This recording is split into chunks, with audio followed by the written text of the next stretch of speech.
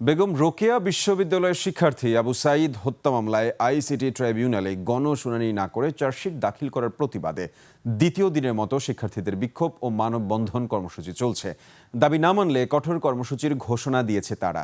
সকাল 11টায় বিশ্ববিদ্যালয়ের মিডিয়া চত্বরে শিক্ষক ও শিক্ষার্থীরা মানববন্ধন বিক্ষোভ শুরু করেন।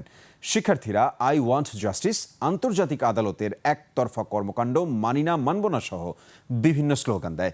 সমাবেশের বক্তব্যে শিক্ষকরা অভিযোগ করেন, আবু সাঈদের হত্যাকাণ্ডকে বিশ্ববিদ্যালয় কর্তৃপক্ষের দায়িত্বহীনতা বলে চালিয়ে দেবার অপচেষ্টা করা হচ্ছে। মিথ্যা গল্প তৈরি করে পুরো ঘটনাকে ভিন্ন খাতে প্রভাবিত করার চেষ্টা চলছে। সে কারণে চার্জশিট দাখিলের আগে গণশুনানি করার দাবি জানান বিক্ষোভকারীরা। একনল অ্যাডভান্সড হাইজিন সোপ, এবার জীবাণু ধুলাবালি ঘাম ক্লিন বোল্ড।